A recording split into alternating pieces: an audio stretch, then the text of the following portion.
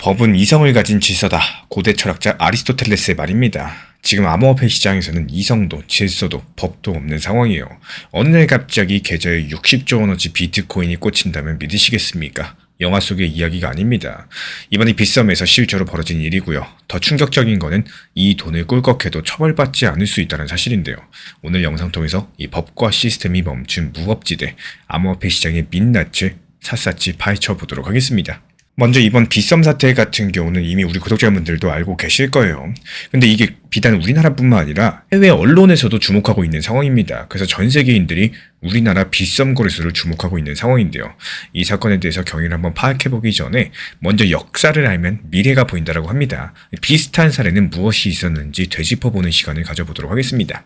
지난 2018년에도 비슷하게 일어난 이 믿기 힘든 사연부터 짚어드려보자면요. 2018년 6월 이 그리스에 거주하던 A씨가 실수로 자신이 보유한 비트코인 200개를 한국인 B씨의 거래소 지갑으로 보내버렸어요. 여기서 황당한 착오였었는데 A씨는 깜짝 놀라가지고 즉각 반환을 요구했었지만요. 이미 B씨는 빠르게 비트코인 일부를 현금으로 바꿔서 자기 대출금 상환에 써버렸습니다. 남은 코인도 못 돌려준다라고 버텼고요. 그리고 결국에 이 사건은 형사소송으로 가버렸습니다. 우리 구독자분들이라면 어떻게 될 거라고 생각을 하시나요? 이 남의 돈 코인을 쓰고 돌려주지 않았으니까 횡령죄, 배임죄로서 처벌받을 거다라고 생각하기가 쉬운데 법원이 무죄를 선고했어요. 그리고 그 이유는 간단하면서도 정말 충격적이었는데요. 비트코인은 물리적 실체가 없기 때문에 재물이 아니다라는, 한마디로 현행 형법상 보호법이긴 이 재물에 해당하지 않으니까 횡령죄를 적용할 수가 없다라는 겁니다. 그리고 B씨가 A씨의 돈을 잠깐이라도 맡아서 보관해준 신임관계가 있었다라고 보기도 어렵다라면서 배임죄 역시 성립하지 않는다라고 봤습니다. 이 법의 눈에 비트코인은 그냥 전자상의 숫자일 뿐인 거지 재산이 아니었던 거예요. 결국에 B씨는 형사처벌을 피했습니다. 이런 이야기를 들으면 정말 많은 분들께서 놀라실 겁니다. 아니 코인은 몰래 받으면 내 거 되고 안 돌려줘도 죄가 되지 않는다라고요. 다만 이런 판결은 그 당시 기준의 법 해석인 거고 어디까지나 형사처벌이 어렵다는 뜻인 거지 A씨가 돈을 아예 못 돌려받는다는 건 아닙니다. 민사적으로 봤을 때 부당이득 반환 청구를 통해서 B씨가 얻은 이득을 반환할 의무가 있겠죠. 하지만 여기서 중요한 포인트는 형법의 공백 때문에 이런 일들이 벌어졌다는 사실. 이 법원이 법이 없으니까 어쩔 수 없다는 식으로 손을 놨을 때 범죄로 보이는 행위도 처벌을 못하게 된다는 겁니다. 그리고 한편으로 재판부에서도 비트코인이 경제적 가치는 있겠지만 법정화폐랑 동일하게 보호할 필요성까지는 인정되지 않는다라는 이런 뉘앙스를 내비쳤는데요. 한마디로 법과 제도가 현실을 따라가지 못한 사례였던 거고 이 법의 테두리 밖에 놓인 코인이 만들어낸 허점이었던 거죠. 그리고 이번에 최근에 며칠 전에 벌어진 뜨거운 뉴스로 넘어가자면요. 국내 2위 암호화폐 거래소인 빗썸에서 벌어진 사상 초유의 사건입니다. 이 사건의 발달은 빗썸이 이용자 대상 이벤트 보상으로 1인당 몇천 원 상당의 랜덤 쿠폰을 지급하려고 했던 건데요. 직원이 여기서 실수로 지급 단위를 원이 아니라 비트코인으로 입력을 해버린 겁니다. 그러면서 어떻게 됐을까요? 당첨자 695명의 계정에 각각 비트코인이 2,000개씩 꽂혀버렸습니다. 총 합계 62만 개, 시가로 약 60조 원 규모의 비트코인이 순식간에 장부상에 생성돼서 퍼진 건데요. 빗썸이 실제 보유한 비트코인이 7조 원어치도 안 되는데 장부에 있지도 않은 60조 원어치 코인이 뿅 하고 찍혀 나왔다라는 거죠. 정말 말이 되는 소린가 싶겠지만 이 중앙화 거래소 시스템에서는 이런 숫자 오류가 실제 잔고로 둔갑이 가능합니다. 당연히 여기서 시장이 발칵 뒤집혔습니다. 695명이나 되는 이용자들이 갑작스럽게 자기 계좌에 찍힌 이 엄청난 양의 비트코인을 보고 당연히 당황했겠죠. 그리고 일부 사람들은 당연히 그거를 바로 시장에 내다 팔기 시작을 했습니다. 빗썸의 비트코인 가격은 순식간에 무너졌고요. 다른 거래소에서 비트코인 9,800만원대인데 그 시각에 빗썸에서는 8천만원 초반까지 약 17%가량 급락했어요. 마치 한국만의 미니 폭락장이 열려버린 건데 그때 빗썸이 재빨리 대응에 나섰습니다. 이거 뭔가 잘못됐다. 내부 시스템이 감지하자마자 일단 해당 계정들 전부 다 거래 중지시켜버렸고요.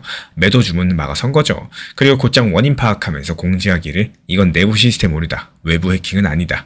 잘못 들어간 비트코인이 대부분 회수가 됐다라고 밝혔습니다. 실제로 사고 발생 후 불과 5분 만에 가격도 정상 수준으로 돌아왔고요. 이 빗썸은 잘못 풀린 62만 개 중에 99% 이상인 61만 8천 개를 회수했고요. 이미 팔려나간 1788개도 92%는 되살렸다라고 해요. 결국에 시장에 남은 유령 비트코인은 극소수에 불과했고요. 다행히도 외부로 유출돼가지고 출금된 사례는 없었다라고 합니다. 그렇다면 빗썸 사고가 해프닝으로 끝났네? 이러고 넘어가도 될까요? 가격도 금방 원상복귀가 됐고 빗썸도 피해본 사람은 없도록 모두 보상하겠다고 발표했습니다. 하지만 이 사건이 남긴 불편한 진실이 바로 있는데요. 거래소 마음만 먹으면 아무 때나 코인도 만들어낼 수 있구나. 이거를 많은 사람들이 알게 됐고 깨닫게 됐다는 거예요. 물론 빗썸 같은 대형 거래소가 고의로 그럴 리가 없겠죠. 하지만 의도치 않더라도 이 장부상의 오류 하나로 내가 가지고 있는 자산의 가치가 출렁일 수가 있는 거고 시장 질서가 교란될 수 있다라는 것들이 증명이 됐다라는 거. 우리가 흔히 거래소 계좌에서 보는 코인 숫자가 실제 블록체인 네트워크 잔고랑 1대1로 대응이 되지 않을 때가 있습니다. 이게 거래소 내부 장부에 기록된 일종의 IOU, 이 부채 증명일 뿐인 건데 평소에 잘 맞아 떨어지지만요. 이렇게 시스템 실수가 끼면은 순식간에 그냥 없는 가짜돈, 허상이 될 수가 있다는 거. 중앙은행이 통화량을 조절하는 것처럼 이 거래소가 자체 네트워크 안에서라면은 코인 숫자를 잘못 불려도 드러나지 않습니다. 다만 출금 요청이 빗발치면은 모자란 실물 코인을 채워넣을 방법이 없다 보니까 사고로 이어지겠죠. 그래서 이번에 빗썸이 빠르게 막았으니까 다행인 거지. 자칫하면 거래소 뱅크런까지도 번질 뻔한 엄청나게 큰 사건이 될 뻔했습니다. 이렇게 두 가지 사건을 살펴봤어요. 한쪽에선 법의 사각지대, 또 다른 한쪽에선 시스템의 허점이 드러났습니다. 여기서 중요한 거, 바로 신뢰의 문제겠죠. 이 돈이라는 게 신뢰를 기반으로 사회가 돌리는 약속의 매개체인데 암호화폐의 신뢰 장치가 얼마나 취약한지 이 두 가지 사건이 여실히 보여준 거고 법적인 보호막이 없이 돌아가는 시장, 이 내부 통제 실패로서 숫자가 증가하는 시스템들, 또 이걸 지켜본 투자자 입장에서는 마음 한켠에 불안감이 피어날 수밖에 없겠습니다. 하지만 그와 동시에 또 시장은 이 불안에 그냥 떨고만 있진 않아요. 놀랍게도 가격이 급락하고 나서 다시 안정을 찾았고 글로벌 시장은 비교적 차분했습니다. 어떻게 이런 상반된 모습이 나올 수가 있었을까요? 이 신뢰가 깨질 만한 사건인데 정작 시장은 빠르게 평정을 되찾은 겁니다. 그리고 여기에는 거시경제 흐름이랑 시장 자금의 위치 선정이라는 배경들이 깔려 있었다라는 거. 이미 큰 손들은 2025년 말부터 코인 비중을 줄여나갔고 현금 비중을 늘리는 추세였었는데 고공행진하던 비트코인 가격이 꺾이기 시작하면서 위험 관리에 들어갔다라는 거죠. 그러다가 빗썸 사고라는 돌발 변수까지 나오니까 역시나 하는 심정으로 관망을 이어간 겁니다. 그리고 개인분들 중에서는 빗썸 사고를 보고 오히려 쌀 때 줍자 이런 사람들도 있었어요. 남들이 두려워할 때 욕심을 내라는 격언이 있는 것처럼 실제 온체인 데이터를 봤을 때 최근 며칠 사이 큰손 지갑에서 작은 지갑으로 이 비트코인이 이동하는 흐름이 뚜렷했습니다. 고래들은 파는데 일반 개인들은 조금씩 사고 있는 모양새예요. 이런 것들이 시장 심리가 두 갈래로 나뉘었다. 이런 것들을 의미하고 있는데 제도 미비로 인해서 신뢰가 흔들린다라고 보는 쪽, 그리고 일시적인 이벤트일 뿐인 기회라고 보는 쪽이 공존하는 거죠. 이렇게 모순된 움직임들이 암호화폐 시장이 아직 성숙하는 과정에 있다는 것들을 보여주고 있습니다. 한편에서는 취약한 신뢰 때문에 흔들리고 있지만요. 또 다른 한편에서는 그 틈에서도 이득을 찾았겠다는 역동성이 있다는 거. 그래서 중요한 건 이번 사태의 파급 효과가 어느 정도인지 보는 거겠죠. 지금 당장 효과는 가격 변동이랑 개별 투자자의 손익입니다. 하지만 2차 파급 효과로서 이 규제 당국의 대응이 빠르게 나타날 수가 있는 건데 실제로 금융당국은 이번에 빗썸 사고 직후에 긴급 점검회의를 열었고 재발 방지 대책까지도 논의를 했습니다. 국회나 정부 차원에서 거래소 내부 통제를 강화해라, 이런 압박까지도 거세질 전망인데요. 최악의 경우에는 투자자 보호 명목으로서 거래소 이용을 제한을 하거나 새로운 규제를 도입할 수도 있겠습니다. 예를 들어가지고 실제 보유 코인 그 이상으로 고객 잔고 표시 금지 같은 이런 가이드라인이 생길 수도 있는 거고 법적 공백을 메우기 위한 움직임도 가속화되게 될 겁니다. 지난 2018년 사건 이후로도 유사한 코인 차고 송금 사례들이 있었는데요. 계속해서 무죄가 나오면서 형법을 개정해야 된다. 조만간 가상자산도 재산이라는 조항이 법에 명시가 되어준다면은 또 같은 일이 반복될 여지는 줄어들 수 있겠습니다. 그 다음으로 시장 구조의 변화를 꼽을 수가 있겠죠. 이 거래소에 대한 신뢰가 약해진다. 시장 투자자들이 탈중앙화 거래소로 눈을 돌릴 수가 있겠습니다. 중앙화 거래소 대신에 스마트 컨트랙트를 운영되는 덱스 같은 경우는 적어도 운영 측의 실수로 문제가 생길 가능성은 낮기 때문입니다. 실제로 FTX 사태 이후에 덱스 이용이 늘었던 선례가 있고요. 반대로 정부 규제가 강화되고 법이 정비된다. 대형 중앙 거래소 중심으로 과점화가 진행될 수도 있겠죠. 이 기준을 맞출 수 있는 곳만 살아남고 또 영세한 곳은 문을 닫을 겁니다. 국제적으로 봤을 때 암호화폐를 제도권에 편입시키는 이런 논의들이 속도가 붙게 될 거예요. 유럽이 이미 2024년부터 미카를 도입해가지고 거래소 운영 스테이블코인 발행, 여러 가지 엄격한 기준을 적용하기 시작을 했고요. 이런 흐름이 글로벌 스탠다드가 되게 되면은 더 이상 암호화폐가 법 바깥에 있는 방치된 자산으로 남지 않게 될 겁니다. 이 법의 공백 속에 방치된 자산이었던 코인들이 비로소 제도권의 울타리 안으로 들어올 수가 있는 거겠죠. 그리고 이런 지점에서 리플 XRP랑도 연결이 돼요. XRP가 초창기부터 은행과 협업하고 규제를 준수하는 쪽에 방점을 찍어 왔었는데 이번 사태를 계기로 오히려 XRP의 이런 노력들이 조명받을 수 있겠습니다. 결국에 중요한 것은 신뢰 인프라고 XRP는 그 부분에 투자를 많이 해왔다는 식으로 말이겠죠.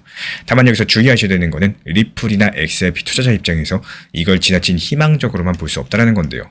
시장 전체가 신뢰가 흔들리면은 XRP도 완전히 자유롭지 못합니다. 이 신뢰 위기에서는 모든 자산이 할인되기 마련이니까요.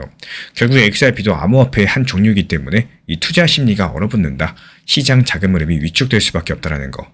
실제로 최근에 암호화폐 시장 조정 하락 국면에서도 XRP 가격도 상당 기간 정체를 보였었고요.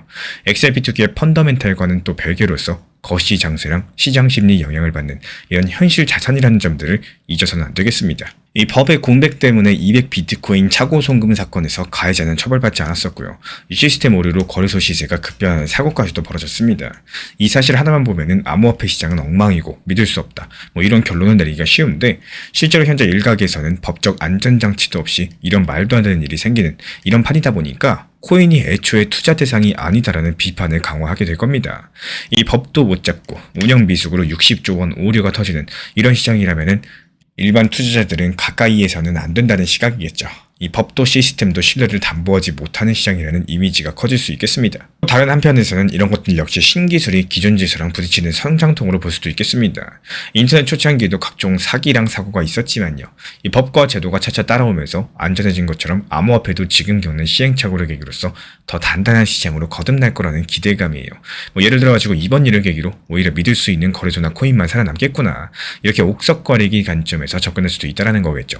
실제로 법정비가 빨라지면은 이 금융시장에 편입될 준비가 된 프로젝트들 오히려 호재로 작용할 가능성도 있겠습니다. 제 의견은 후자 쪽에 더 가까워요. 이번 사건들이 오히려 암호화폐 시장의 성숙도를 앞당기는 계기가 될 수 있다고 보고 있는데요. 이 법이든 시스템이든 허점이 드러났을 때 진짜 중요한 플레이어들은 두 가지 중에 하나를 선택하겠죠. 떠나거나 아니면 고치거나. 암호화폐에 등을 돌린 사람들은 이미 어느 정도 시장을 이탈했습니다. 이 남아있는 주요 참여자들이 이런 것들을 고쳐가지고 기회로 만들자 이런 쪽에 가까울 거라고 당연히 생각을 해요. 실제로 미국도 그렇고 유럽도 규제 논의의 속도가 붙고 있는 상황이고 미국 같은 경우에 스테이블코인 법안, 거래소 규제 프레임워크 같은 여러 가지 2025년 들어서 급물살을 탔습니다. 이런 움직임들이 돈과 신뢰 기반을 다시 세우는 작업인 거고 저는 암호화폐가 완전히 기존 금융을 대체하는 방향성보다는요. 점진적으로 봤을 때 기존 금융 질서에 흡수하고 융합되는 이런 형태로 발전할 거라고 예상을 해요. 이미 시장의 큰 손들은 그 방향성에 베팅을 하고 있습니다. 리플 XRP나 이더리움 기반의 토큰 증권, 각국의 12도시 실험들까지도 모두 기존 시스템과의 접점을 만들어서 신뢰 확보하려는 노력들이죠. 이번 사건들이 그 필요성을 온 세상에 각인을 시켰고 제도권과 암호화폐 업계 모두 등을 돌리기보다는 손을 맞잡는 쪽으로 나아갈 가능성이 크겠습니다. 장기 투자를 한다고 해놓고 하락을 두려워하면 스스로 자기 기회를 부정하는 것과 다름이 없습니다. 이 지금 시장이 좋다 안 좋다, 리플이 오른다 떨어진다 이런 단기적인 가격 움직임을 잠깐 내려놓으시고 내 감정도 잠깐 빼고 아주 현실적으로 생각해 보셔야 돼요. 나는 리플을 장기적으로 모아가겠다고 했는지 아니면 단기 수익만 보고 들어왔는지 만약에 스스로 나는 장기 투자다, 몇 년 보고 간다 이렇게 계획을 했다면은 지금처럼 가격이 급등하는 게 정말 좋은 상황일까요? 아니면 오히려 천천히 눌리고 조정받고 하락하는 구간이 더 좋은 상황일까요? 가격이 높아질수록 같은 돈으로 살 수 있는 수량은 줄어들고요. 매수 기회는 점점 사라지고 평균 단가는 계속 올라가게 됩니다. 반대로 가격이 내려올수록 같은 돈으로 더 많은 수량을 모을 수 있고요. 평균 단가는 자연스럽게 낮아지고 장기 투자자한테는 훨씬 더 유리한 환경이 만들어집니다. 이 결국에 장기 투자자한테 하락장은 위기가 아니라 세일 기간에 가까운 거고 마치 이게 부동산이랑 똑같습니다. 집값이 폭등했을 때 좋다 하면서 집 사러 들어간 사람 거의 없고요. 금리 높고 분위기 안 좋고 다들 무섭다고 할 때 좋은 입지 좋은 가격에 사는 사람들이 결국에 웃습니다. 코인도 다르지가 않아요. 근데 우리는 이상하게 싸질 때는 무섭고 또 비싸질 때는 안심이 되죠. 이게 바로 투자 심리의 함정입니다. 가격 하락했다고 해서 내가 세운 장기 계획까지 흔들릴 필요가 전혀 없는데 괜히 불안해서 괜히 샀나 그만둘까 이런 생각부터 하게 됩니다. 그러다가 결국에 가장 저렴한 자리에서 포기하고 다시 비싸질 때 돌아오는 악순환을 반복하곤 하는데요.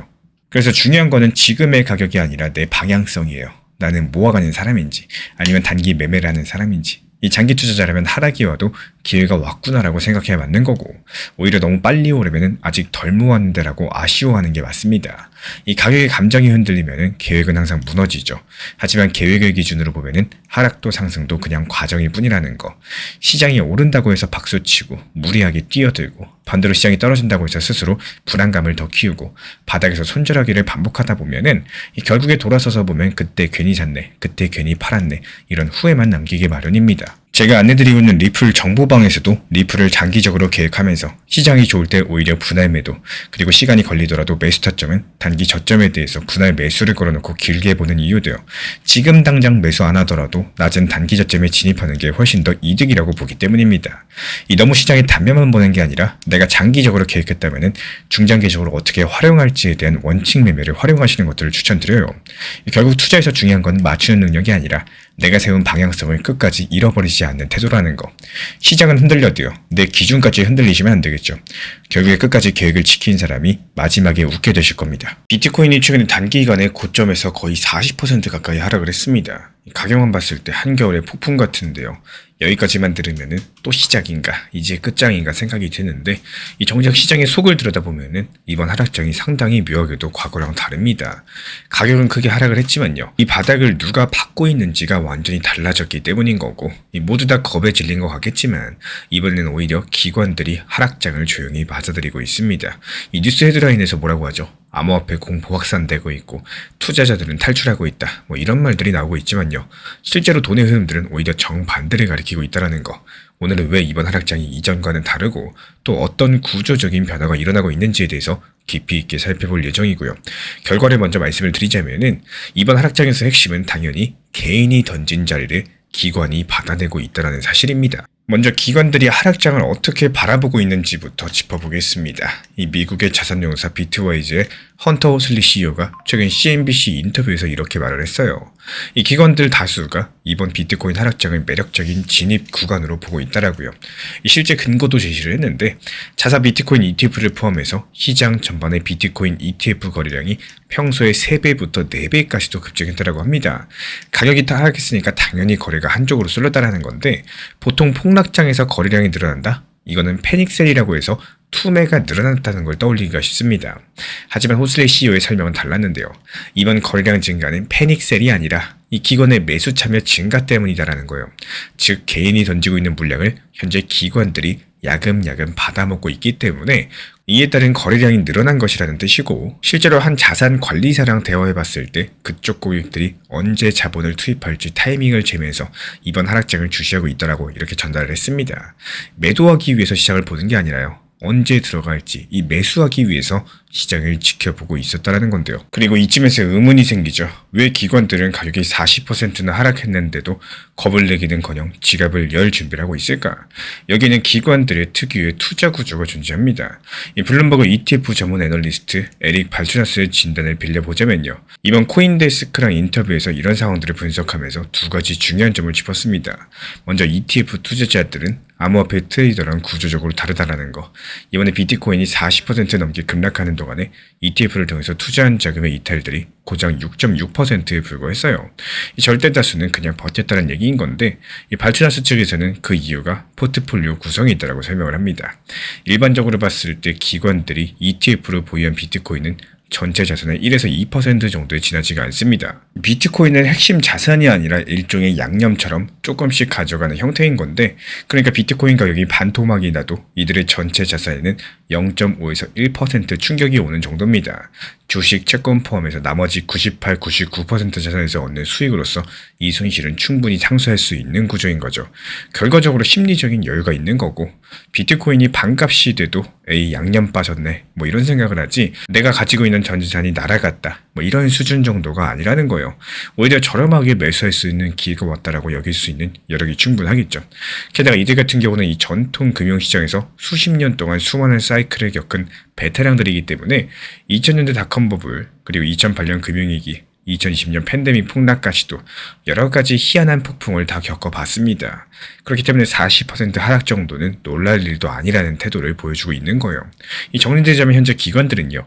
비트코인을 소금이나 후추처럼 약간 뿌려둔 상태이기 때문에 음식 맛이 싱거워지면은 오히려 더 뿌릴 생각을 하는 거겠죠. 그럼 반대로 누가 놀랐길래 시장이 이렇게 출렁였느냐를 보셔야겠죠. 이번 하락장에서 급하게 팔고 나온 쪽은 주로 개인들과 단기 트레이더들이었습니다. 이 특히 고배율 레버리지로 선물 시장에 베팅했던 투자자들 상당수가 가격 급락에 연쇄 도미노 청산을 당하면서 평생 동안 모아놨던 자금이 한순간에 증발이 된 상황이었죠. 지난 1월 말부터 며칠 사이에 수십억 달러 규모 선물 포지션이 강제 정리됐고요. 눈덩이처럼 가격 하락을 키운 측면이 있었다라는 거. 그리고 한편으로 봤을 때 지난 상승장에서 미리 많이 담아뒀었던 이 장기 보유자들 중에 일부가 차익 실에 나선 거, 이것도 하락 압력을 더했습니다. 채권, 주식 할 것 없이 작년 내내 상승했던 자산들이 많았으니까 비트코인도 10만 달러를 넘보던 시점에서 그 일부는 이득 실현을 선택을 했을 겁니다. 그래가지고 비트코인 가격을 끌어내린 직접적인 힘들은 ETF 투자자들의 투매가 아니라 이런 파생 시장발 청산과 기존 보유자들의 매도였어요. 이 반대로 말씀을 드리자면은 시장 중심을 잡아주는 거대한 자금 덩어리는 움직이지 않았다는 뜻입니다. 이번 폭풍에서 배는 흔들렸지만요. 닷은 굳건하게 버티고 있었다. 이렇게 보실 수가 있겠습니다. 실제 데이터도 이런 것들을 보여주고 있습니다. 방금 언급드렸던 ETF 자금 유출은 6% 남짓에 불과했고요. 온체인 데이터를 보면은 거꾸로 큰 손지갑 일부가 오히려 비트코인은 늘렸다는 흔적이 보입니다. 예를 들어가지고 가격이 7만 달러 중반까지 떨어졌을 때 이 1000개 비트코인 이상 보유주들의 총잔고가 증가세를 보여줬고요. 공포감에 오히려 지레 겁먹고 매도한 사람들은 주로 소규모 투자자들, 이 개인들이었죠. 실제로 1월 말에 가격이 저점으로 내려갔을 때 이 트위터를 포함해서 소셜미디어상의 투자 심리는 극단적인 공포까지도 치달았었는데 정작 그 순간의 비트 가격은 7만 4천 달러 선에서 반등하면서 7만 8천 달러 수준까지 회복을 했었습니다. 이유가 뭘까요? 이 개인들이 공포에 던진 물량을 누군가가 받았기 때문입니다. 이 시장 속설로서 대중이 두려움에 팔 때 고래들이 오히려 매수한다라는 이런 그림이 실제로 펼쳐진 거고, 이번 사이클에서 그 고래들 중에는 이 기관이라는 새로운 포식자가 추가가 됐다라는 거. 그렇다면 이런 변화들이 과연 무엇을 의미하고 있을까요? 가격 폭락과 공포라는 현상 뒤에 이 새로운 구조가 보이기 시작을 했는데 이게 바로 어떤 파급 효과를 낳을지 생각을 해보겠습니다. 단기적으로 시장 바닥 형성 과정이 달라질 수가 있는데요. 과거의 암호화폐 시장에서는 바닥이 형성될 때 투매가 극심해지고 가격이 과하게 떨어진 후에야 겨우겨우 반등하는 패턴들이 흔했습니다. 근데 이제 기관 자금이 하방에서 스며들어가지고 받쳐준다. 예전처럼 무한 투매의 나락으로 빠지기보다는 어느 선에서 하락이 멈추고 바닥이 형성될 가능성이 높다라는 거. 쉽게 말씀드려서 바닥이 얕아지고 짧아질 수 있다는 건데요. 그리고 시장 주도권이 이동을 할 겁니다. 이 개별 투자자들이 쥐고 흔들던 시장이 점점 장기 자금을 운영하는 큰손들 위주로 재편이 된다. 가격 움직임의 성격도 변하게 될 거예요. 이 출렁이는 변동성은 줄어들고 또 완만한 흐름들이 많아질 수 있겠지만요. 한편으로는 한번 방향성이 정해지면 더욱더 강고하게 이어지는 경향이 나타날 수 있겠습니다. 이 기관들이 웬만해서는 안 팔고 버티다 보니까 예를 들어서 올라갈 때도 중간중간 개인들이 던져도 기관이 홀딩해주면 덜 빠질 거고, 반대로 내려갈 때도 기관이 안 던지니까 크게 떨어지지 못하는 이런 식의 탄력 낮은 대신에 견고한 움직임이 될 수가 있겠죠. 그리고 알트코인이랑 비트코인 자금 흐름 차별화가 될 겁니다. 이 기관들이 대체로 비트코인과 일부 이더리움 같은 메이저 자산들에 먼저 들어오기 때문에 한동안 시장 자금이 비트코인 쪽으로 치우치는 현상이 지속될 수 있겠어요. 실제로 최근 몇 주 사이에 비트코인 도미넌스가 상승한 것으로 볼 수가 있는데요. 상대적으로 비트코인 가격 방어가 잘 됐지만 알트 쪽 하락폭이 더 컸다는 의미를 가지고 있습니다. 이 기관의 선별적인 참여가 가져온 현상인 건데, 다만 중장기적으로 봤을 때 비트에 대한 신뢰 회복과 함께 다시 한번 시장 전반에 리스크 선호가 돌아온다. 그럼 우량 알트들도 뒤따라서 반등할 수 있겠지만요. 적어도 초기 반등 국면은 비트를 이끌고 알트코인이 후행하는 이런 패턴들이 나타날 가능성이 높겠습니다. 더욱더 큰 관점에서 보자면은 암호화폐 시장이 전반적으로 성숙해지는 과정일 수가 있는데요. 이 기관들이 들어온다. 흔히 규제나 전통 금융의 색채가 강해지면서 재미가 없어질 거란 우려도 존재하겠지만, 이 동시에 시장 신뢰도, 안정성이 올라가는 순기능이 존재한다는 거. 이 자산군으로서의 인정이기도 한 거고, 예를 들어가지고 어느 나라 연기금이나 기업 뮤추얼 펀드가 비트코인을 매수한다고 생각을 해볼게요.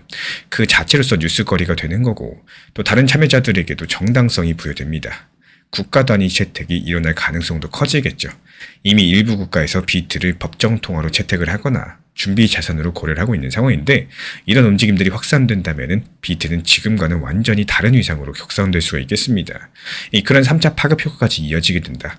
결국에 이번 하락장 동안에 조용히 진행된 기관의 바닥 매집이 훗날 시장 판도를 바꾼 분수령으로 평가될지도 모르겠습니다. 제가 개인적으로 말씀드리고 싶은 내용을 요약드려보자면은 이 비트코인은 크게 하락을 했지만 미국 경제를 포함해서 거시경제 탄탄하고 암호화폐 규제 정비 논의도 진전되고 국가적인 채택 가능성까지도 거론되는 여러 가지 긍정 재료들이 수면 아래 쌓이고 있습니다. 그런데 시장 투자자들, 특히 기관들은 그 사실을 알고 버티거나 오히려 조용히 매수로서 대응을 하고 있다는 거. 정리드리자면 가격과 분위기는 냉랭하더라도요. 시장 내부 동향이랑 펀더멘털은 서서히 봄바람이 돌고 있다는 거. 여기서 가능한 두 가지 해석이 나오겠죠. 먼저 첫 번째로 그래봤자 여전히 크립토 윈터다라는 시각입니다. 즉 기관이 버틴다고는 하지만 전체 시장 규모에 비하면 비트코인 ETF나 이 기관 자금 비중이 아직까지 크지 않다 보니까 심리가 얼어붙은 이상 더 하락할 수도 있다는 신중론인데요. 또 다른 하나는 이제 겨울의 끝이 보인다는 해석입니다. 가격 조정 하락세는 오히려 건강한 바닥 다지기였고 이 기관 참여 확대랑 거시 호조를 발판으로써 머지않아 반등 국면으로 들어설 거라는 전망이죠. 저는 이 후자 쪽에 무게를 두고 있는데요. 이번 하락장에서 관찰된 기관의 버티기 매수가 일시적인 이벤트가 아니라 구조 전환을 보여주는 신호탄이라고 판단을 합니다. 이제 비트코인 시장의 게임의 법칙이 바뀌고 있다는 거고 물론 제 해석이 오르려면 전제가 있겠죠. 앞으로도 이 큰손들이 쉽게 변심하지 않아야 되겠고 또 돌발 악재로서 금융시장 전체가 흔들리지 않아야 된다는 조건입니다. 만약에 글로벌 유동성 위기가 다시 온다라거나 지금 버티고 있는 기관들이 갑자기 손을 턴다거나 이런 상황들이 온다면은 시장 구조의 변화라는 현재 흐름도 힘을 잃어버리고 가격은 추가 급락할 수 있겠습니다. 하지만 또 그런 특수한 경우를 제외한다면은 저는 이번에 확인된 기관의 공포 매수 흐름이 앞으로 시장을 지지하는 새로운 표준이 될 가능성이 높다라고 보고 있는데요. 눈에 보이는 가격 차트보다 보이지 않는 구조적인 자금 움직임이 더욱더 중요해진 시점이란 뜻이겠죠. 결국에 가장 큰 핵심은 가격이 하락했을 때 누가 던지고 누가 받았는가. 이번 하락장에서는 개인이 던진 자리마다 기관이 받쳐줬고 그 결과로서 시장이 견디는 힘이 과거보다 강력해졌습니다. 이 크립토 시장은 지금 표면의 공포랑 그 이면의 매수가 충돌하는 전환기를 지나가고 있는데요. 여기서 언론은 여전히 겨울만 이야기를 하고 있지만 그 뒤에서 실제 돈을 굴리는 큰손들은 벌써 그 다음 붐을 준비하고 있다는 거. 그래서 이번 하락장은 그 이전과 다를 수밖에 없는 거고 우리 구독자분들께서도 이런 시장 구조의 변화를 읽어내는 눈을 가져가시길 바랍니다. 이 비슷한 뉴스랑 폭락이 나올 때 무엇부터 보셔야 될지 기준을 세워두면 흔들리지 않고 대응이 가능하겠죠. 판단 기준은 간단합니다. 눈앞의 가격과 자극적인 헤드라인보다도 진짜 돈들이 어디로 움직이는지 먼저 보시라는 거예요. 공포감에 모두가 떠들 때 정작 큰손들의 자금이 나갔는지 버티고 있는지를 살펴볼 줄 아는 거. 이게 바로 향후 시장 대응에서 가장 중요한 체크 포인트가 되어줄 겁니다. 뉴스는 늦게 오지만요. 돈의 흐름은 흔적을 남기니까요. 오늘 영상의 메시지처럼 기관이 공포를 매수할 정도로 구조가 바뀐 시장에서는 본질을 보셔야 살아남습니다. 지금 가장 먼저 확인하셔야 되는 것은 핵심 큰손들의 자금 흐름이 어떻게 움직이는지 여부겠죠. 모두가 겁을 낼 때 그들이 그대로 있거나 오히려 매수 중이다. 그렇다면 그 공포는 일시적일 가능성이 높을 겁니다. 시장을 짧게 보면 감정이 흔들리고요. 길게 보면 원칙이 보입니다. 우리가 힘들어지는 가장 큰 이유는 시장을 하루 이틀 일주일 단위로 보기 때문인 건데 오늘 상승하면 기쁘고 내일 하락하면 불안하고 또 그 감정에 따라서 매수했다가 매도했다가를 반복하게 됩니다. 그러다 보니까 오를 때는 더 갈 것 같다는 기대감에 못 팔고 내려갈 때는 더 하락할 것 같다는 공포감에 사지 못하게 됩니다. 근데 정말 아이러니한 건요. 이 투자 시장이 항상 그 반대로 움직인다는 거. 사람들이 더 상승할 거라고 외칠 때는 이미 많이 상승한 구간이라서 위험한 자리고요. 사람들이 끝났다고 포기할 때는 이미 충분히 내려온 자리라서 오히려 매수 기회인 경우가 많습니다. 그렇기 때문에 오를 때 참고 버틴 사람이 아니라 오를 때 팔 줄 아는 사람이 웃는 거고 또 하락할 때 도망간 사람이 아니라 하락할 때 분할로 모은 사람이 결국에 더 크게 웃게 됩니다. 그 차이는 실력보다도 시장을 보는 거리감에서 나오기 때문에 짧게 보면 매 순간이 위기 같고요. 또 길게 보면 그냥 과정일 뿐이라는 거.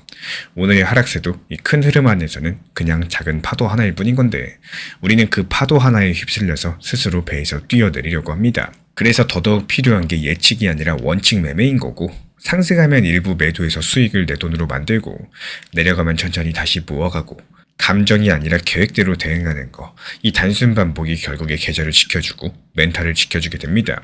최근 리플이 워낙에 안 좋다 보니까 단기 종목 단타에 관심이 많으신 분들께서 많아지고 있는데요.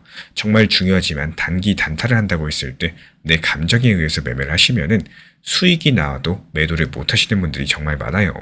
쉽게 말씀드리자면 상승하면 더 갈 것 같아가지고 매도 못 하다가 결국에 내 매수 가격과 조금 더 지켜보다가 하락해서 매도로 이어지는 경우가 많은데요. 이 단타가 비중 조절과 무리한 목표 타점이 아니라 현실적인 목표 타점에 목표를 걸어놓고 또 여유롭게 보는 전략을 잘 세워주셔야 됩니다. 제가 안내드리고 있는 단기 종합방에서도 항상 비중 조절하고 목표 타점 미리 걸어놓으면서 눈치 보기 매매를 하지 않는 쪽으로 말씀을 드리는 이유, 막상 상승하는 걸 눈으로 보고 있으면은 더 갈까봐 매도 못 하시는 분들이 많이 계십니다. 이 가장 중요한 팔아야 내 돈이라는 것들을 잊으시면 안 되는 거고, 시장을 이기려고 하지 마시고 시장에 맞춰서 살아남는 연습을 하셔야겠죠. 결국에 오래 버티는 사람이 수익을 가져갑니다. 이 투자의 승자는 빠른 사람이 아니라 끝까지 남은 사람이라는 사실을 기억을 해주시길 바라겠습니다. 적을 알고 나를 알면은 100번 싸워도 위태롭지가 않다. 손자병법의 핵심입니다. 이 지금 중국은 암호화폐라는 적을 상대로 철벽을 친 상황인데 스테이블 코인 금지랑 코인 사업 불법이라는 이 표면적으로 완벽한 봉쇄 정책을 펼쳤어요.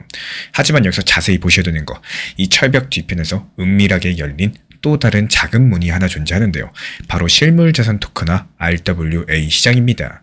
이 비트코인은 죽이면서 RWA는 살려두려는 이 중국의 속내들, 오늘 영상 통해서 이 모순적인 행보 뒤에 숨겨진 중국의 디지털 패권 야망을 파헤쳐 보도록 하겠습니다. 이번에 중국이 다시 한번 암호화폐 시장을 뒤흔드는 소식을 전달했죠. 바로 스테이블 코인은 완전하게 금지를 하면서 RWA 같은 실물자산 토큰화에는 예외를 둘 수가 있다는 지침을 내놓은 건데요. 이 언뜻 봤을 때 암호화폐는 막으면서 블록체인 기술은 일부 풀어준다라는 모순적인 행보처럼 보여지고 있습니다.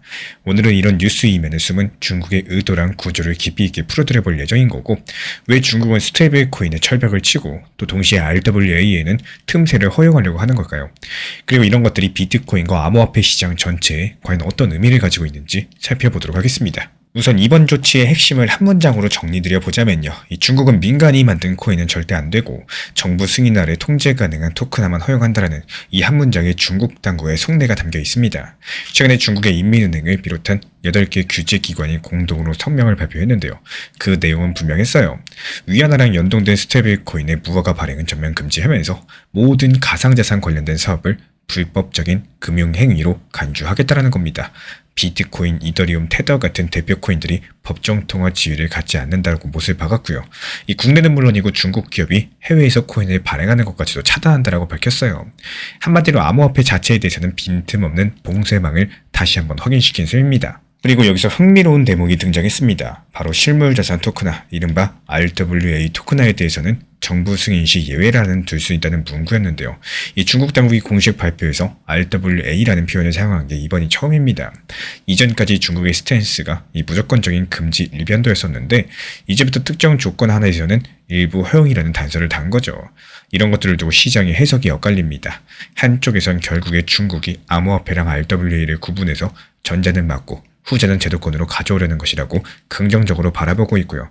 실제 이번 규제를 돌파구로 여기는 시각도 있습니다. 그리고 가상화폐는 여전히 불법이겠지만 RWA는 규제 체계 안에서 포함시키고 있다. 이 중국 RWA 산업에서는 오히려 이정표다라고 평가한 전문가도 있었죠. 반면에 또 다른 한쪽에서는 또 예외 조항이 있다라고 한들 중국 내부 민간 기업이 쉽게 승인받을 일이 없다라면서 회의적으로 바라봅니다. 위안화 연동 스테이블 코인의 경우도 이 중국 빅테크조차도 라이선스를 받기 어려울 거라는 분석처럼요. 결국에 정부가 허락한 소수한테만 문을 열어주면서 나머지 대부분은 막아둘 것이라는 전망인데요. 여기서 왜 중국이 이렇게까지 스테이블 코인을 싫어하는가를 짚어볼 필요가 있겠습니다. 표면적으로 당국에서는 최근에 투기적인 가상자산 거래가 금융 리스크를 더 키운다는 이유를 들었지만요. 그 뒷면에서는 더 근본적인 통화 주권과 자본 통제에 문제가 놓여 있다는 거. 스테이블 코인은 달러 같은 것들이 담보인 디지털 자산이죠. 쉽게 말해서 달러랑 1대1로 교환되는 코인을 전 세계 어디서나 쓸 수 있게 만든 겁니다. 이게 중국 입장에서 뭐가 문제일까요? 중국은 그동안 위안화 국제화를 추진하면서도 또 동시에 엄격한 자본 통제를 유지해왔어요. 개인들이 위안화에 한해가지고 바꿀 수 있는 달러 한도가 있을 정도인데 이 테더 같은 스테이블 코인은 인터넷만 된다? 국경 없이 위안화를 달러로, 그 달러를 다시 디지털 코인으로 바꿔서 해외로 빼돌릴 수가 있습니다. 실제로 중국의 부동산 시장 위기 같은 것들이 불거진 작년 당시 부유층의 자금들이 스테이블 코인을 거쳐서 해외로 빠져나갔다는 얘기가 심심찮게 들리고 있는 상황인데요. 블록체인 분석을 봤을 때 2025년 한 해 이 중국어권 OTC 장외거래 네트워크에서 1천억 달러 이상의 자금이 암호화폐로 바꿔서 흘러나간 것으로 추산이 되고 있습니다. 이게 정부 입장에서 봤을 때 통화 주권에 구멍이 뚫린 것이나 다름없는 건데, 디지털 위안화를 발행을 해가지고 중앙 집중형 통화를 메고 있는 중국으로서는 이 자국 통화랑 연동된 민간 스테이블 코인이 돌아다닌다? 이거를 절대로 용납할 수가 없을 겁니다. 결국에 디지털 위안화만 인정을 하면서 민간이 만든 위안화 코인은 인정하지 않는다라는 강력한 메시지를 이번에 다시 못에 박은 건데요. 스테이블 코인을 가리켜서 법정화폐의 기능을 수행한다면서 경계한 대목들은 머지않아서 법정화폐 흉내내는 것들을 원천 봉쇄하겠다는 뜻으로 읽어볼 수가 있겠습니다. 그러면 RWA 토크나 예외 조항은 어떻게 해석이 가능할까요? RWA라는 게 생소할 수가 있는데, 쉽게 말씀드려서 현실 세계의 자산을 블록체인상의 토큰으로 만들고 또 거래까지도 하는 겁니다. 예를 들어가지고 부동산, 주식, 채권, 금 같은 것들 토큰으로 만들어서 거래한다면은 그게 RWA 토큰화인 거고, 최근 글로벌 금융권에서는 이 자산 토큰화를 차세대 혁신으로 주목을 하고 있습니다. 은행이나 자산 운용사들이 국채나 펀드를 토큰 형태로 발행을 해가지고 더 편리하게 거래해보려는 실험들을 하고 있는 상황이죠. 중국도 이런 블록체인 기술의 활용면에서는 완전히 뒤처질 수 없다, 이렇게 판단을 한 건데, 블록체인은 좋은데 코인은 싫다라는 이 중국 특유의 구호가 이번 지침에서도 반영이 됐습니다. 즉 암호화폐랑 RWA를 명확히 선긋기 한 거고, 암호화폐 같은 사적 통화는 불법이겠지만 RWA 같은 토큰 증권은 정부 허가 아래서 육성할 수도 있다는 구상이었죠. 실제 중국 정부가 그동안 핀테크랑 블록체인 혁신은 필요하다라고 말을 하면서도 암호화폐는 배척하는 기조를 유지해왔어요. 이번에도 동일 업무, 동일 리스크, 동일 규제 원칙을 강조하면서 RWA를 투기판이 아니라 제도권 금융 틀 안에 넣어서 관리하겠다는 뉘앙스를 주고 있습니다. 익명의 관계자가 이번 지침을 두고 이 지침이 상당히 상세하고 샌드박스 프로젝트를 위한 명확한 방향성을 제시하고 있다, 긍정적인 신호다, 이렇게 평가했다라는 보도도 존재하고 있는데요. 그만큼 정부 의도대로 통제 가능한 범위에서라면은 RWA를 활용할 여지가 충분히 있다는 뜻이겠죠. 그렇다면 누가 이런 움직임들의 수혜를 해볼까요? 현재 거론되는 시나리오는 홍콩입니다. 이 중국 본토가 여전히 철통 같은 통제를 유지하되 홍콩을 실험장으로 활용하는 일국 양제 전략이 뚜렷해지고 있어요. 이미 홍콩 같은 경우에 2023년부터 암호화폐 거래소 라이선스를 발급을 하고 2024년 말에는 스테이블코인 발행자 규제 프레임워크도 마련했습니다. 그리고 방금 언급드린 RWA 예외도 홍콩을 염두에 둔 것이라는 해석이 나와주고 있어요. 이 홍콩의 규제 샌드박스 안에서 몇몇 RWA 기업한테 비즈니스 기회를 줄지 모른다, 이런 관측입니다. 실제로 홍콩 금융당국 HKMA 측에서는 올해 3월까지 소수의 스테이블코인 발행 라이선스를 내줄 예정이다라고 밝혔습니다. 벌써 36개 기업이 신청했다라고 하죠. 물론 이들 중에 위안화 연동 스테이블코인을 곧바로 허용할 가능성은 정말 낮습니다.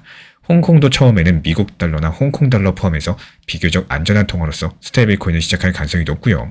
모든 스테이블코인 보유자를 식별하도록 이런 강력한 조건까지도 예고했습니다. 하지만 여기서 중요한 거는 홍콩이라는 창구를 통해서라면은 중국도 장기적으로 자신들의 CBDC나 위안화 토큰화를 시도해볼 수 있다는 거. 즉 이번 규제로 중국 본토에서는 이 민간 스테이블코인이 씨가 마르겠지만요, 그 빈 공간을 홍콩의 공적 규제가 일부 대체하게 될 전망입니다. 그리고 중국의 대형 기술 기업들, 예를 들어서 알리바바, 텐센트 같은 곳들, 이 자체 스테이블코인이나 토큰화 사업을 홍콩을 통해서 추진할 가능성도 거론이 되고 있어요. 다만 이 중국 정부가 얼마나 선택적으로 허용할지는 두고 보셔야겠죠. 파급 효과를 생각해보면은 만약에 중국이 이끌어가는 국영이나 승인 RWA 플랫폼이 등장을 한다, 아시아의 자본시장이 새로운 국면을 맞을 수가 있습니다. 예를 들어가지고 중국의 부동산이나 국채를 토큰으로 해외 투자자들에게 판매한다, 이런 것들이 전통적인 채널을 우회한 자금 조달로 이어질 수가 있겠죠. 또 반대로 아무도 승인을 못 받고 유야무야된다, 이번 발표는 중국 내부 기술 담론을 달래기 위한 이 보여주기식 조치에 그치게 될 겁니다. 여기까지 정리해보면 중국의 메시지는 분명합니다. 암호화폐는 안 되고 블록체인 기술 활용은 우리 손안에서 하겠다. 다시 말해서 코인은 봉쇄하되 토큰화는 통제된 혁신으로서 일부 받아들이겠다는 거겠죠. 저는 개인적으로 이번 조치를 보면서 중국이 결국에 디지털 위안화라는 자기 통화만 살리고 그 외의 민간 암호 자산은 모두 다 견제하려고 한다라고 해석을 합니다. 이 사실대로 요약을 하자면요, 중국은 2021년 그 이후에 줄곧 암호화폐를 불법화해왔었고 이번에 그 다짐을 한번 다시 확인을 한 겁니다. 여기서 새로운 거는 RWA를 언급했다라는 거. 이게 향후의 블록체인 활용 여지를 남긴 점인데요. 여기서 가능한 해석은 두 갈래입니다. 한 개는 중국이 블록체인 기술 경쟁에서 아예 뒤처지진 않겠다라면서 일부 영역에 대해서는 시험 운영해보자 하는 의도인 거고, 또 다른 한 개는 어차피 아무도 승인 못 받을 테니까 유명무실한 조항일 거라는 시각입니다. 이 제가 선택한 해석은 전자예요. 중국 정부가 이미 국영은행들을 통해서 블록체인 채권 발행 포함해가지고 부분적인 RWA를 시도를 해왔었고, 홍콩과 연계한 프로젝트도 진행 중에 있습니다. 그렇다면 이번 규제로 민간 암호화폐랑 혁신적인 토큰화 사업을 선긋게 하면서 통제 가능한 범위 안에서만 신기술 흡수하려는 설계라는 게 합리적이겠죠. 물론 이런 해석들이 틀릴 수도 있는 조건은 있습니다. 만약에 향후에 1년에서 2년 내에 중국 정부가 단 한 건의 RWA 프로젝트도 승인하지 않게 된다면은 결국에 허용 가능이라는 말만 있었을 뿐이지 사실상 영원한 금지였던 셈이 되니까요. 하지만 지금으로선 중국 당국이 스스로 밝힌 원칙과 위험한 건 맞고 유용한 건 쓰겠다라는 여기에 따라 움직일 것으로 보여지고 있고, 결국에 중국은 암호화폐에서는 자물쇠를 채우면서 RWA에서는 정보 손길이 닿는 긴 끈을 달아두려고 하는 겁니다. 그리고 이제 마지막으로 이 소식이 투자자들에게 주는 시사점을 짚어보겠습니다. 과거에는 중국발 악재가 나오면은 시장이 크게 출렁였었고, 중국에서 전부 금지한다더라 이런 말에 공포에 팔아버리는 경우가 많았습니다. 하지만 이제 시장도 성숙했고 분산이 됐습니다. 이번 사례가 말을 해주는 거는 뉴스 그 자체보다 실제 돈 흐름의 변화 여부를 살펴보는 게 중요하다라는 거. 이 정작 전 세계 스테이블코인 발행량은 사상 최고를 찍고 있고요. 홍콩과 중동 자본은 새로운 기회로 움직이고 있습니다. 이 중국의 한 수로서 암호화폐 시장의 지리적인 판도가 다시 한번 조정될 수 있겠지만요. 비트코인 네트워크가 전 세계 어디에서나 유지되고 또 거래도 이어질 거에 될 겁니다. 그래서 우리 구독자분들께서는 이런 뉴스를 접할 때 당장 공포에 휩쓸리시기보다도 이 규제로 인해서 실제로 시장 유동성에 어떤 변화가 생기는가를 차분히 관찰할 필요가 있겠죠. 이 중국이 정말로 돈줄을 죄는지 혹은 돈줄이 다른 곳으로 흐를 뿐인지 이런 것들을 보는 거고, 이번에도 보셨던 것처럼 가격은 단기에 출렁였다가 제자리를 찾았고요. 오히려 글로벌 자금은 더 투명한 쪽으로 이동하는 조짐을 보여주고 있습니다. 그래서 이번 이슈의 핵심은요, 결국에 중국은 코인을 막고 통제된 토큰화만 선택을 했다는 거. 앞으로도 비슷한 뉴스가 나오게 된다면 이 표면적인 헤드라인에 먼저 반응하시기보다도 그 뉴스가 가져올 실제 자금 흐름의 변화를 파악하는 게 현명한 대응일 것으로 보입니다. 결국 이 투자 판단의 기준은요, 뉴스에 흔들리시기보다 시장에 남는 돈과 빠지는 돈을 보는 눈이라는 거, 오늘 중국 소식을 통해서 다시 한번 확인하게 됐습니다. 이 중국의 암호화폐 전략은요, 스테이블 코인을 막으면서 RWA에만 문을 열었다, 이런 결론으로 이어질 수밖에 없겠죠.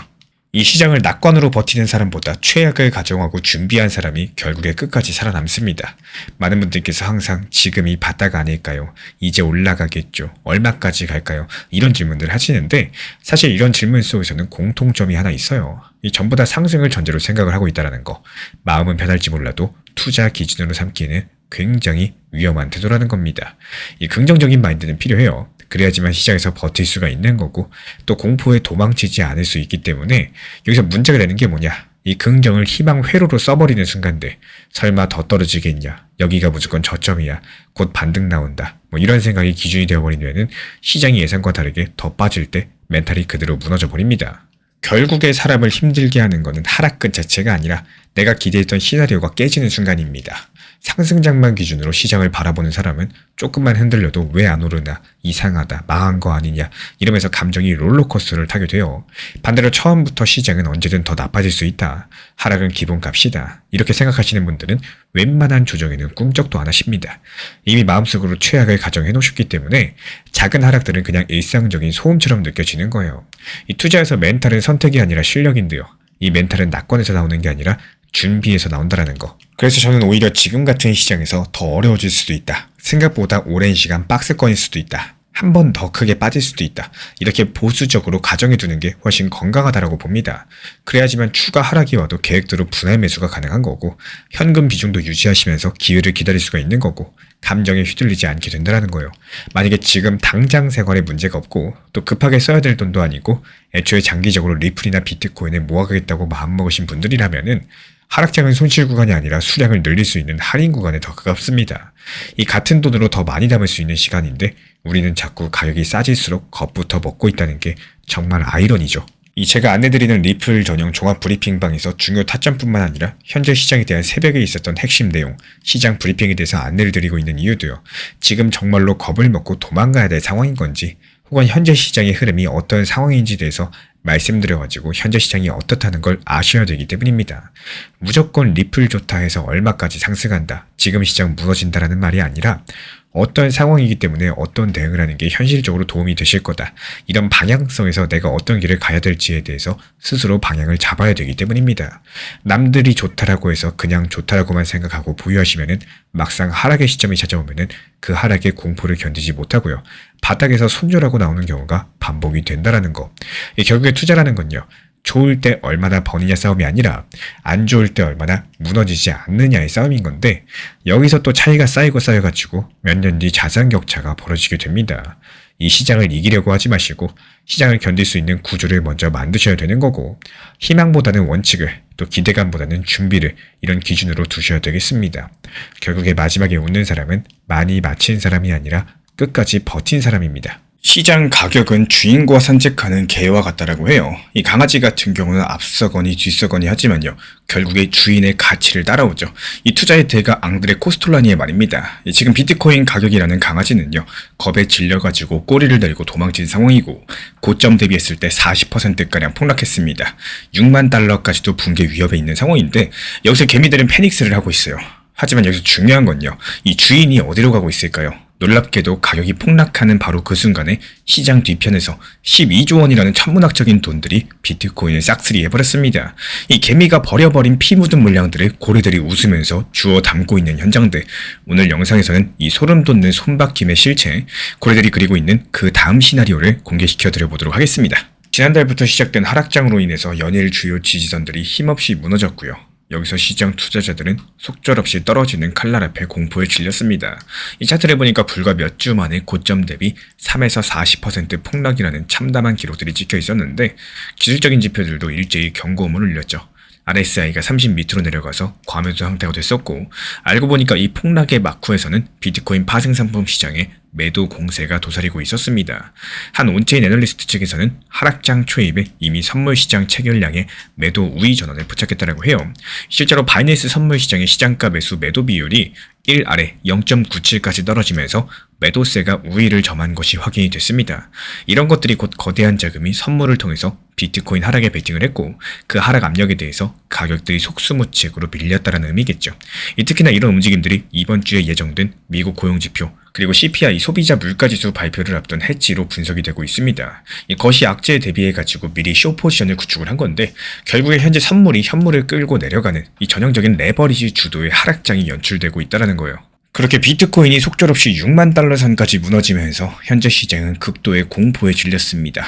아이러니하게도 이 공포의 장막 뒤에서는 거대한 기회가 움트고 있는 상황인데요. 바로 고래들의 매집이었죠. 온체인 데이터에 따르면 가격 급락 와중에 지갑당 1000개 비트코인 이상 보유한 고래 주소들이 무려 4만 BTC 이상 쓸어 담았다는 소식이 전해졌습니다. 하나로 봤을 때 12조 원에 가까운 천문학적인 액수인 건데, 더 재밌는 거는 매집의 주체량 규모예요. 이 1000개에서 1만 개 비트코인 보유 지갑들이 약 2만 2천 BTC, 그리고 1만 개 비트코인 이상 보유하고 있는 초거대 지갑들이 약 1만 8천 비트코인을 사들였다고 해요. 지갑 숫자로 따져봤을 때 몇 개 안 되는 슈퍼고래들이 상당 부분을 현재 물량을 가져갔다는 뜻이겠죠. 이들이 사들이고 있는 동안에 공포에 질린 수많은 개인 투자자분들 손절매로서 물량을 던지고 있는 상황입니다. 결국 이번 폭락은 약자의 손에서 강자의 손으로 코인들이 이동하고 있는 아주 전형적인 개미털기 사례가 되고 있는 상황이에요. 그리고 여기서 끝이 아닙니다. 이 바이낸스 거래소에 사프 펀드까지도 등판해서 4225비트코인을 매수하면서 가격 방어에 가세를 했는데, 이 사프 펀드는 원래 해킹 같은 비상사태 시 투자자 자산을 보호하기 위한 기금이겠지만, 이번에는 반대로 시장 유동성 공급차 역할을 자처했습니다. 결과적으로 봤을 때 고래들과 사프의 합동 진입으로 인해서 현재 저가 매물이 대거 흡수가 된 상황이고요. 이런 것들이 곧장 가격 급반등에 불씨가 되어주고 있는 상황. 이 8천만 원대까지 내려갔던 비트코인은 고래들 매수세에 힘입어서 며칠 사이 1억 라인을 다시 회복을 했고요. 약 20% 가까운 반등 랠리를 보였는데, 이 투자 심리가 극도로 얼어붙었던 터라서 이 반등은 마치 강우의 단비 같았습니다. 하지만 차트 기술적으로 봤을 때 아직까지 완벽한 안도는 이르다는 신중론이 많아요. 이유가 뭐냐? 이번 반등이 이전 하락 추세를 완전히 뒤집지 못한 채로 주요 저항선 앞에서 주춤하고 있기 때문입니다. 실제로 1억 원저리 부근에서 강력한 저항에 연거푸 눌림에서 상승 탄력이 꺾였는데요. 가격 구간 같은 경우는 하락 전에 형성된 상승 삼각형 패턴의 상단이고 기술적 반등 목표지로서 여겨지던 구간입니다. 여러 차례 해당 레벨 돌파를 시도했었지만 번번이 실패했죠. 여기서 시장 참가자들 사이에서 역시 추세가 완전히 반등으로 돌아선 건 아니다. 이런 경계심이 퍼지고 있는 상황.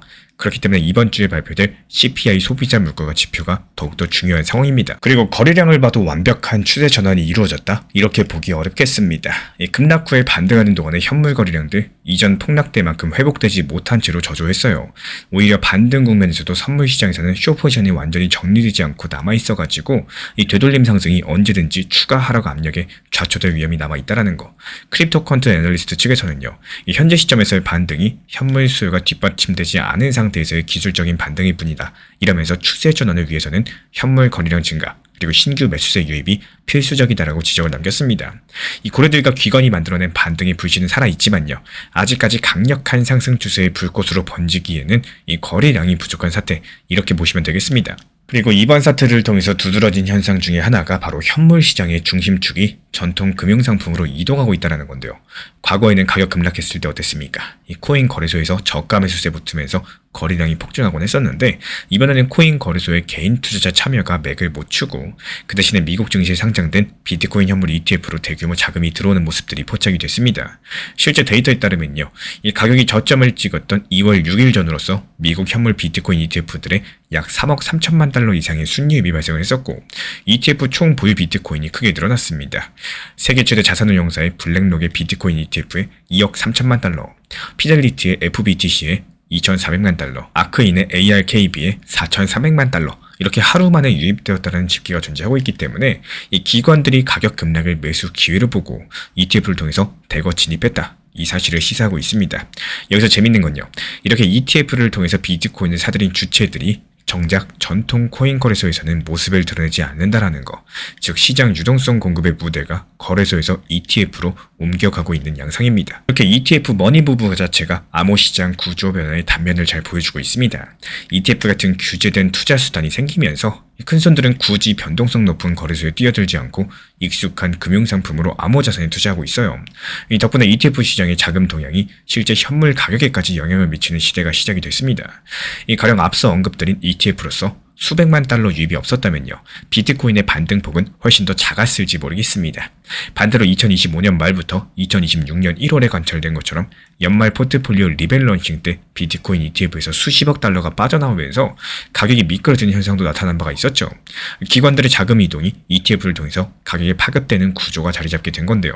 이런 것들이 곧 가격 결정권이 전통 월가의 소나기에 더 깊이 들어갔다. 이런 것들을 의미하고 있습니다. 그리고 한편으로 암호화폐 시장 전반적으로 힘겨운 조정 하락세를 겪는 와중에 리플 XRP는 다른 결을 가진 스토리를 보여주고 있어서 주목이 되고 있습니다. XRP 가격 자체도 동반 하락하면서 지난 2024년 말 이후에 최저치라고 할 수 있는 2,000원대까지 떨어지긴 했지만요. 이 시장 심리 측면에서 봤을 때 XRP에 대한 기대감은 상대적으로 견조합니다. 왜 그럴까요? XRP가 가지고 있는 펀더멘탈 환경이 비트코인이나 이더리움과 크게 다르기 때문입니다. 일단 앞서 살펴본 ETF 자금 흐름부터가 극명한 상황인데 비트코인 이더리움 ETF에서 수십억 달러가 빠져나갈 때 XRP 현물 ETF들은 출시 이후에 거의 매일 자금이 순유입되고 있어요. 지금 누적 13억 달러 이상이 들어온 상황인데 이 시장 불안감으로 인해서 비트코인 이더리움을 매도하고 현금 확보에 나서면서도 또 한편으로는 XRP에는 새로운 자금을 넣는 기관들이 있었다는 뜻이겠죠. 이게 바로 XRP가 최근에 몇 달 사이에 제도권에 편입된 효과 덕분입니다. 2025년 11월 미국의 XRP 현물 ETF가 최초 승인되면서 그동안 규제 이슈로서 XRP 투자를 망설였던 기관들이 앞다퉈서 XRP의 익스포저를 늘리기 시작을 했는데요. 비트코인 같은 경우는 유동성의 원천이죠. 필요할 때 가장 먼저 매도하는 자산이라면은 XRP는 신규 배분 대상이라는 분석이 나올 정도로 이 시장 자금 운용자들의 포트폴리오 내부 위상이 달라지게 된 겁니다. 게다가 XRP는 가격보다도 네트워크 측면의 호재들, 이 구조적인 변화로부터 힘을 받고 있다는 점이 상당히 중요한데요. 실제로 리플사는 암호화폐 혹한기 동안에도 물밑에서 금융 인프라를 준비해왔고 그 성과들이 2025년을 기점으로 하나 두 개씩 현실화되고 있습니다. 앞서 상세히 다뤘던 스테이블코인 RLUSD의 성공적인 안착들, ISO 2002 국제금융표준과의 연계, 유럽 미카 규제에 맞춘 룩셈부르크 허브 설립했었죠. 미국의 안전코인법 제정 인파까지도 여러가지 일련의 움직임들이 XRP를 둘러싼 환경을 획기적으로 개선시키고 있습니다. 예를 들어가지고 페드와이의 ISO 2002 전환 소식과 함께 XRP 가격이 3달러 돌파하면서 급등하기도 했었죠. 그리고 리플이 유럽에서 전자화폐 기관 EMI 라이선스 취득하면서 유럽연합 전역에서 RLUSD를 발행하고 유통할 수 있는 이런 채비를 마쳤다는 소식들, 글로벌 은행권에서 리플 레저 기반의 스테이블 코인이 퍼질 기대감을 키워가고 있습니다. 그리고 또 다른 측면으로 봤을 때 리플은 최근에 탈중앙 금융 디파이, 전통 금융을 연결하기 위한 인프라 업그레이드도 단행을 했죠.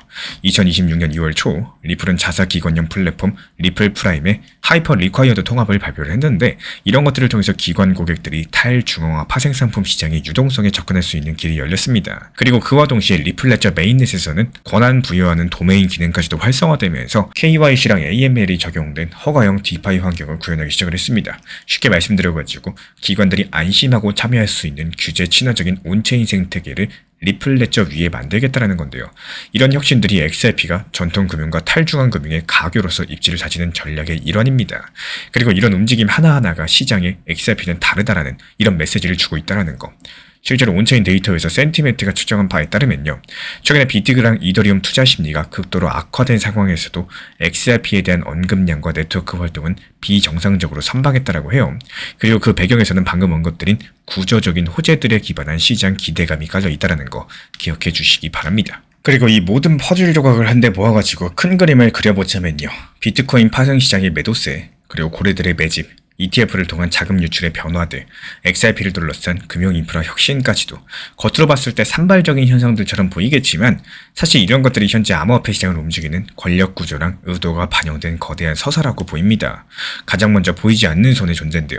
이 비트코인 급락 사태에서 선물 시장 쇼폭탄과 이어진 고래 매집들이 대규모 자금을 가진 플레이어들이 얼마나 노련하게 시장을 주무를 수 있는가, 이런 것들을 여실히 보여주고 있습니다. 이들이 거시 환경의 불안 심리를 기회 삼아서 이 선물로 가격을 눌러가지고 개미들을 겁에 질리게 만들고, 또 그들이 던진 물량을 쓸어 담는 이런 전략적인 플레이를 구사했는데요. 즉 단편적인 뉴스나 차트 신호 뒤에서는 거대한 의도가 숨어 있었다라는 거. 이렇게 권력 구조가 시장의 판도를 단기에 뒤흔들 뿐만 아니라요, 향후 추세의 주도권까지도 쥐고자 하는 포석으로 해석을 하셔야 되는 거고, 실제로 고래들이 쓸어 담은 4만 비트코인은 향후 시장 반등할 때 막대한 잠재 매도 물량이기도 하고, 또 그와 동시에 원하는 시점에 가격을 끌어올릴 수 있는 추진력이기도 하겠습니다. 이게 어느 쪽이든지 간에 시장 주도권은 이미 그들 손으로 들어간 셈이겠습니다. 그리고 두 번째로 기관 대 개인 간의 힘겨루기인데요. ETF를 포함한 제도권 자금들이 암호화폐 시장에 양날의 검을 안겨줬죠. 한편으로는 전례 없는 유동성이랑 신뢰도를 제공하면서 시장 규모를 키웠었지만요, 또 다른 한편으로는 시장의 논리를 기존 월가의 틀 안으로 끌고 들어와 버렸어요. 이 비트코인 ETF에서 자금이 빠지면은 가격이 떨어지고, XRP 현물 ETF로 자금이 들어오면은 XRP 가격이 지지되는 상황들, 암호화폐가 더 이상 크립토만의 리그가 아니라는 것들을 말을 해줍니다. 개인들이 열광과 폼으로 움직이던 시장에서 이제는 기관의 포트폴리오 재조정이랑 리스크 관리 원칙들이 가격을 움직이는 시장으로 바뀌어가고 있습니다. 그리고 이런 과정에서 상대적으로 정보랑 자본에서 열의에 있는 개인들은요, 밀릴 수밖에 없다라는 거. 그래서 최근에 권력 구조가 기관과 고래 주도에서 개인 추종 형태가 뚜렷해지고 있는 상황이고, 의도적으로 정보 격차를 이용한 플레이, 선물 쏠림 유도라거나 이런 것들이 가능해지고 있습니다. 세 번째로 암호화폐 시장 내부판도 변화해요. 이 비트코인과 이더리움이 여전히 시가총액 상위권을 차지하고는 있지만요, 내부적으로 봤을 때 역할의 분화가 일어나고 있어요. 이번 하락장에서 기관들은 비트랑 이더리움을 줄이고 또 XRP를 비롯한 실용 코인들을 늘리는 재배치를 보여줬습니다. 이런 것들이 단순하게 가격 변동성 때문이라기보다도 향후에 2년 3년간 펼쳐질 암호화폐의 쓰임새 판도를 내다본 움직임으로서 해석을 해주셔야 되는 거고, XRP가 글로벌 은행망의 한 축으로서 편입될 조짐이 보이고요, 스테이블 코인을 포함한 CBDC 흐름과 맞물려서 국제 결제계의 스위프트를 대체 보완하는 역할까지도 노리고 있다는 거. 반면에 비트코인 같은 경우는 디지털 금이라거나 거시 해지 수단의 성격이 강해지면서 그 가치 제한은 유지되겠지만요, 시장 주도의 자리는 조금씩 비켜주고 있는 모습입니다. 예를 들어가지고 2026년 1분기 들어서 주요 자산 중에 기관 순매수 상위가 XRP였죠. 그리고 비트코인 선물은 기관 포지션 기준 순쇼트에 가까웠다는 보고도 있습니다. 이런 것들이 바로 시장 중심축이 기술적 사회적 인프라 측면의 코인들로 이동되는 신호일 수 있다는 거. 네 번째로 의도된 새로운 판짜기 가능성입니다. 이게 음모론적으로 들릴 수도 있겠지만요, 많은 업계 전문가들은 현재 일어나는 여러 가지 일들을 의도된 큰 판짜기의 일부로 보고 있습니다. 예를 들어가지고 미국 정부랑 미국의 월가 세력이 비트코인 ETF를 승인하고 나서 초기 상승 랠리 이끌어내고 정작 대부분의 물량이 자기들이 통제 가능한 ETF로 몰린 상태에서 가격을 눌러가지고 장 외에서 코인을 확보하고 중장기적으로 CBDC랑 연계한 새로운 디지털 금융체제로 편입하려는 이런 시나리오를 거론하기도 하는데요. 그리고 이 시나리오에서 XRP는 은행 간의 가치 이동의 프로토콜로 설계가 돼서 중심 역할을 맡고 또 비트코인은 디지털 자산으로서의 금과 같은 지위를 인정을 받되 통제 가능한 범위 내에서 움직이는 자산이 되어줄 겁니다.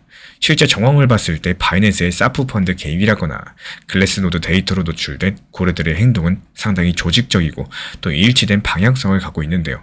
리플과 전통 금융기관들의 협업 가속이 마치 누군가 청사진을 그려놓은 설계처럼 추진력이 붙고 있다는 거.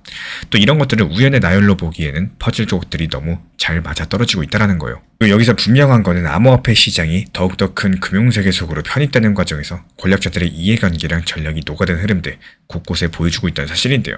비트코인의 급등락, 리플 XRP의 부상은 결국에 한 이야기의 양면인지 모릅니다. 이 과거 사이클에서 봤을 때 비트코인이 갈까, XRP가 갈까, 이런 수준의 단순한 자금순환 이야기였다면은 이번 사이클에서는 기존 금융질서의 어떤 암호자산이 필수 톱니바퀴가 될 것이냐, 이에 따른 훨씬 더 거대한 담론으로 발전을 했습니다. 그리고 현재까지 진행 상황을 보면요. XRP가 그 경쟁에서 한 발 앞서 나간 상태라는 거. ISO 2002 표준 합류부터 또 미국 연준의 유럽 중앙은행과의 직접 간접적인 접촉들, 아시아 금융 허브와의 연계까지도 XRP를 둘러싼 설계된 움직임들은 이런 것들을 미래 금융 인터넷의 TCP/IP쯤 되는 위치로 끌어올리려는 야심마저 느껴집니다. 반면에 비트코인은 그 위에 흐르는 가치의 단위, 이 디지털 금으로 남는 그림이겠죠. 그리고 우리 구독자분들 입장에서 중요한 거는 이 거대한 이야기 속의 자신의 포지셔닝이겠죠. 지금 시장에서 벌어지는 일들, 표면적인 가격 등락으로만 보실 게 아니라 그 이면의 구조적인 힘과 의도를 읽으셔야 됩니다. 고래들이 파는지 사는지, 기관 자금이 어느 코인으로 흐르는지, 규제랑 정책이 어디에 초점을 맞추는지 입체적으로 살펴보셔야 될 타이밍인 거고, 비트코인의 파생 숏 압박과 고래 매집의 모순들, ETF로 상징되는 기관 자금의 방향 전환선, 그리고 XRP를 중심으로 새로운 금융망 구축까지도 이 모든 퍼즐을 통합해서 보시면요. 암호화폐 시장은 지금 탈바꿈의 한복판에 있다는 거, 그리고 그 변화의 방향성은 더욱더 거대하고 보이지 않는 손들에 의해서 설계되고 있다는 거. 그렇다면 우리의 과제는 간명합니다. 이 변화에 휩쓸리지 마시고 변화의 흐름 위에 올라타셔야 돼요. 이 지금의 구조적인 흐름을 이해하시고 본인만의 투자 전략을 재정비하신다면 거친 파도 속에서도 방향성을 잃지 않고 나아가실 수 있을 겁니다. 시장이 흔들릴수록 방향성이 아니라 원칙을 붙잡는 사람이 결국에 살아남습니다. 시장이 좋을 때는 누구나 자신감이 넘치고요. 내가 뭘 해도 다 맞는 것 같은 착각이 들곤 하는데 막상 시장이 꺾이기 시작하면 같은 사람도 갑자기 불안해지고 또 손이 떨리기 시작을 합니다. 근데 가만히 생각해보면 시장이 매번 좋기만 한 적은 단 한 번도 없었죠. 좋았다가 나빴다가 반복하면서 결국은 우상향을 해왔다라는 게 현재 투자 시장의 역사입니다. 우리가 항상 지금 이 순간만 보고 겁을 먹고 있는 경우가 정말 많은데요. 만약에 시장이 1년 365일 계속 상승만 한다면 어떨까요? 지금 당장은 기분이 좋겠지만요. 나중에 똑같은 100만 원으로 비트코인이나 리플 사려고 하면은 살 수 있는 수량들 점점 줄어들 수밖에 없는 거고 결국에 늦게 들어온 사람은 계속 불리한 싸움을 하게 되는 겁니다. 그래서 정말 아이러니하게도 장기 투자자에게는 상승장보다 오히려 조정장, 침체장이 더 고마운 구간이 되어주는데요. 예를 들어서 매달 100만 원씩 리플을 모으겠다고 마음먹으셨다면은 리플 가격이 만 원일 때 사는 것보다 2,000원, 3,000원에서 오래 머무는 구간이 훨씬 더 유리한데요. 우리가 가격이 저렴해질수록 기회가 아니라 공포로 받아들이고 있다는 게 문제입니다. 같은 돈인데 더 많은 수량을 담을 수 있다? 그러면 투자자 입장에서는 사실 세일 기간이나 다름없는데 말이죠. 부동산도 마찬가지입니다. 가격이 최고점일 때는 다들 불안해서 따라 사면서도 또 금리가 높고 분위기 안 좋을 때는 아무도 안 사려고 해요. 결국에 몇 년 지나고 보면은 그때 매수한 사람들이 가장 편안한 수익 구간에 들어가 있습니다. 이 투자라는 게 원래 그렇게 감정과 반대로 움직이는 게임이라는 거예요. 그래서 지금 느끼는 불안감이 정말로 시장 때문인지 아니면 내가 무리하게 몰빵 투자했기 때문인 건지 혹은 급하지도 않은 돈인데 괜히 가격만 보고 흔들리는 건지 이걸 먼저 스스로 점검하셔야 됩니다. 포트폴리오가 안정적이고 분할 매수 계획이 있고 장기 보유 전제가 있으시다면은 지금의 하락세는 리스크가 아니라 시간의 할인 구간에 가깝습니다. 정말 어려우시겠지만요. 투자 시장을 바라볼 때 내 감정이라는 요소를 최대한 빼놓으시고 현실적인 관점에서만 시장을 보려고 하는 연습을 해보시면 정말 좋습니다. 지금 시장이 안 좋은 게 나에게 정말 악재인 건지 혹은 오히려 장기적으로 계획하는 나에게 시장이 안 좋은 상황이 호재인지 여기에 대해서 제대로 판단을 하셔야 돼요. 제가 안내드리고 있는 리플 단기 종합방에서도 시장이 좋고 안 좋고를 떠나서도요. 항상 비중 조절과 업비트 비썸 현물 매매로서만 운영하시는 것들을 말씀드리고 있는 이유도 시장이 하락하면 하락하는 만큼 더 낮은 가격에 한 개라도 더 많은 개수를 모을 수 있어서 좋은 거고, 반대로 시장이 좋으면 분할 매도를 통해서 수익 실현으로 현금 비중 확보하면서 시간이 조금 걸리더라도 시장이 하락하는 구간까지 기다릴 수 있어서 좋기 때문입니다. 시장을 맞추려고 하지 마시고 내가 세운 원칙을 지키려고 하셔야 되는데, 상승할 때 일부 수익 실현하고 하락할 때 천천히 모아가고 비중 조절하면서 감정을 통제하는 게 결국 이 투자에서 가장 현실적인 전략입니다. 급등할 때 흥분하지 않으면서 급락할 때 도망가지 않는 사람, 이런 사람들만이 복리의 시간을 견딜 수가 있겠죠. 결국에 시장은 항상 우리를 시험하지만 끝까지 살아남는 거는 정보가 많은 사람이 아니라 흔들리지 않는 사람입니다.